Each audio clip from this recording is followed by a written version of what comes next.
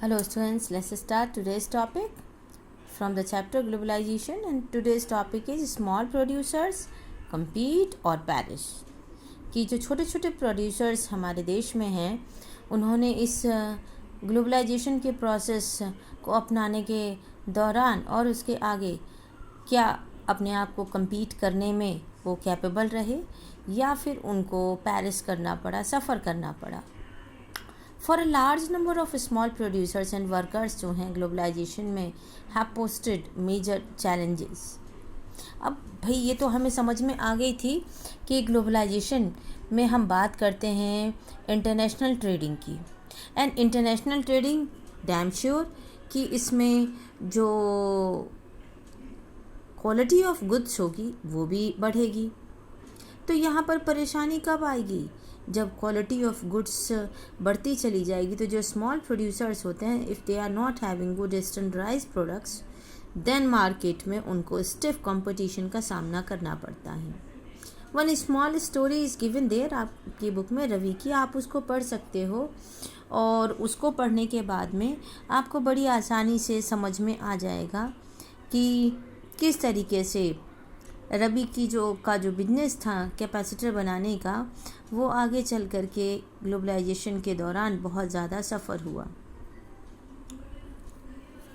इसी तरीके से और भी बहुत सारी छोटे स्मॉल स्केल इंडस्ट्रीज़ का नाम आपकी बुक में दिया गया है। Battery, capacitor, plastic, toy, tyre, dairy products and vegetable oil are some of the examples हैं। कुछ ऐसी इंडस्ट्रीज़ के जहाँ पर कि हम स्मॉल मैन्युफैक्चरर्स को बहुत ज़्यादा लॉस होता हुआ देख सकते हैं क्योंकि उनको कंपटीशन बहुत तगड़ा मिलने लगा।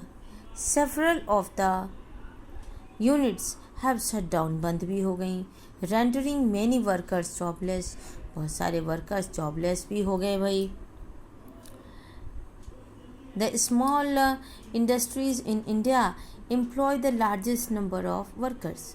आप देखो क्योंकि हमारे देश में पढ़े लिखे और स्किल्ड लेबर्स की बहुत ज़्यादा कमी है, तो इसकी वजह से जो सेमी स्किल्ड वर्कर्स हैं उनको सबसे ज़्यादा काम कहाँ मिलता है? इन्हीं स्मॉल मैन्युफैक्चरिंग यूनिट्स में। सबसे पहले तो मिलता है एग्रीकल्चर में और एग्रीकल्चर के बाद में स्मॉल स्केल मैन्युफैक्चरिंग यूनिट्स में।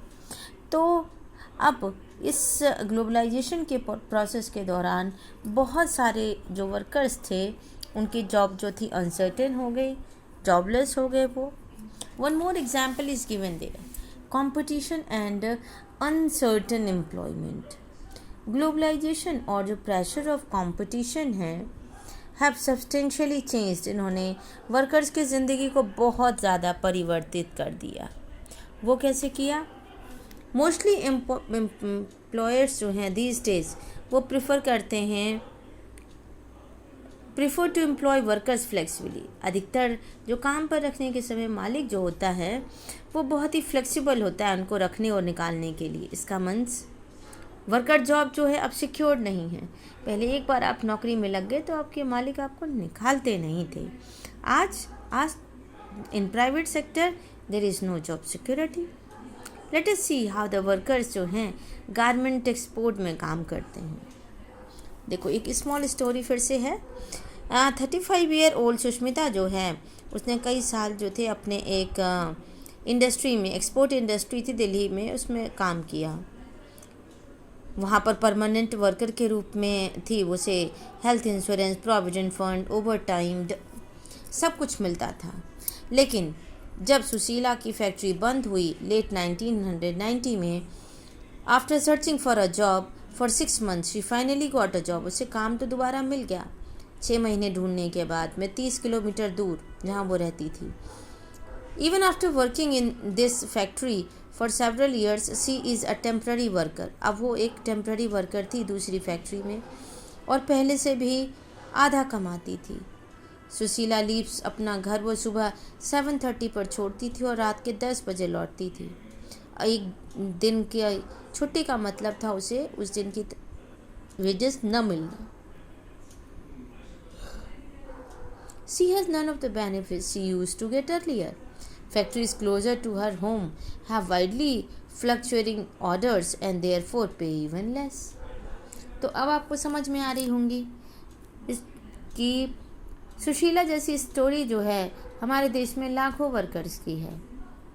लार्ज एमएनसीज जो हैं गारमेंट इंडस्ट्रीज में इन यूरोप एंड अमेरिका वो अपना प्रोडक्ट का ऑर्डर इंडियन एक्सपोर्टर्स को देते हैं। ये बड़ी बड़ी एमएनसीज जो हैं वर्ल्ड वाइड नेटवर्क के द्वारा चीपेस्ट गुड्स को मंगाना चाहती हैं, जिससे वो ज़्यादा से ज़्यादा प्रॉफिट गेन कर सकें। अब इंडियन गारमेंट्स जो एक्सपोर्टर्स हैं उनको मार्केट में बने रहने के लिए बहुत कम मुनाफे पर भी ओके कहना पड़ता है। तो अब भाई ये मटेरियल कॉस्ट में तो कमी नहीं कर सकते हैं, ऑर्डर पूरा करने के लिए सबसे पहले ये लेबर कॉस्ट में कमी करते हैं। Now they employ workers only on temporary basis पर रखते हैं कि जब ज़्यादा काम हुआ तो एम्प्लॉयज़ की संख्या बढ़ा ली और काम ख़त्म तो उनको निकाल देते हैं। तो इस तरीके से हम देखते हैं कि अब सबसे ज़्यादा ज़रूरी है गवर्नमेंट के रोल की। Next topic is structure for a fair globalization. ये सारी घटनाएं हमें इंडिकेट करती हैं कि इस ग्लोबलाइजेशन के प्रोसेस में सभी का फ़ायदा नहीं हुआ। Those people who were educated, who were skilled and wealthy, they got best opportunity or so that they earned lots of money also. Globalization is now a reality. हम इसे बदल नहीं सकते हैं, but if we really want to that each and every person should get the maximum benefit, यहाँ पर government सबसे important role play कर सकती है, बिकॉज गवर्नमेंट की पॉलिसीज़ जो हों वो आम लोगों के इंटरेस्ट को प्रोटेक्ट करने वाली हों, केवल रिच और पावरफुल लोगों को ही नहीं। हमने पढ़ा होगा कि गवर्नमेंट जो है बहुत सारे मेजर्स बना सकती हैं, पॉलिसीज़ आप एक्वायर कर सकती हैं। लेबर लॉज जो हैं are probably implemented and the workers get their rights, उनको अधिकार मिल सकता है। It can support small producers to improve their performance till the time they become strong enough. तो एक समय तक वो उनको सपोर्ट कर सकती है, और अगर आवश्यकता पड़े तो गवर्नमेंट जो है ट्रेड और इन्वेस्टमेंट बैरियर्स भी लगा सकती है। भाई हम बात कर सकते हैं WTA से भी कि WTA जो है अपने जो रूल्स हैं उनको फेयर रखे for each and every person. In the past few years बहुत ज़्यादा कैंपेन और रिप्रेजेंटेशन आम लोगों ने किया है वर्ल्ड वाइड फोरम में, बिकॉज बहुत सारी चीज़ों में जो WTO के वर्किंग सिस्टम है वो एक क्वेश्चन मार्क में है।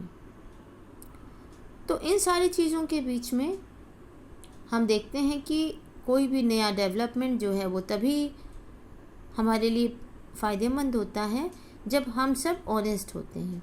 If we are only asking demanding for our self, तो इस तरीके से तो आप अपना ही भला सोचते रहेंगे।